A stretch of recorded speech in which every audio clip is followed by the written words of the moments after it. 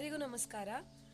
ನಾನಿವತ್ತು ನಮ್ಮ ಟ್ಯೂಷನಲ್ಲಿ ಕ್ವಿಜ್ ಅಂತ ಮಾಡ್ತಾ ಇದ್ದೀನಿ. ಸೊ ಪ್ರತಿ ಸ್ಕೂಲ್ಸ್ನ ನಾನೇನು ಮಾಡ್ತಿದ್ದೀನಿ ಅಂತಂದರೆ ಗ್ರೂಪ್ ಮಾಡಿಬಿಟ್ಟು ಒಂದು 3 ಗ್ರೂಪ್ಸ್ ಮಾಡಿದ್ದೀನಿ. ಸೊ ಅವ್ರಿಗೂ ಇನ್ಫಾರ್ಮ್ ಮಾಡಿದ್ದೆ ನನ್ನ ಮಕ್ಕಳಿಗೆ. ಸೊ ಚೆನ್ನಾಗಿ ಓದ್ಕೊಂಡ್ಬನ್ನಿ. ಫಸ್ಟ್ ರೌಂಡು ಸ್ಪೆಲ್ಲಿಂಗ್ಸ್ ರೌಂಡ್ ಇರುತ್ತೆ, second round science related questions ಇರುತ್ತೆ. ಯಾಕೆ ಅಂತಂದರೆ ಮಕ್ಕಳಿಗೆ ಸ್ಪೆಲ್ಲಿಂಗ್ಸ್ ಅನ್ನೋದು ತುಂಬ important.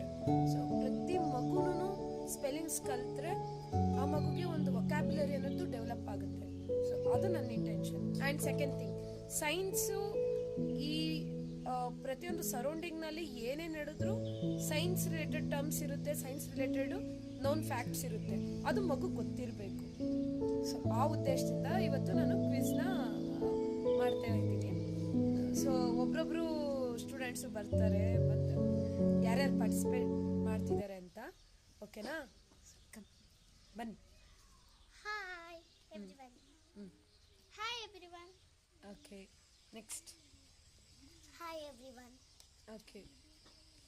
Hi everyone. Okay. Hi everyone. Hi everyone. Hi everyone. Hi everyone. Hi guys. ಓಹ್ ವಾ. Hi everyone. ಓಕೆ, ಸೊ ಇವರೆಲ್ಲ first group participants.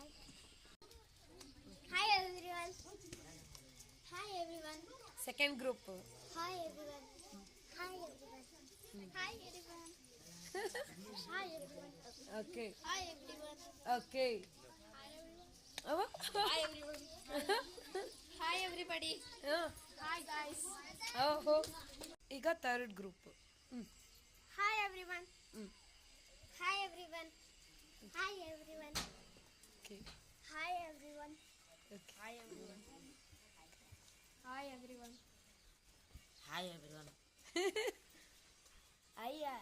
Hi everyone. Hi everyone. Hi friends. Okay, so ಇವರೆಲ್ಲ participants.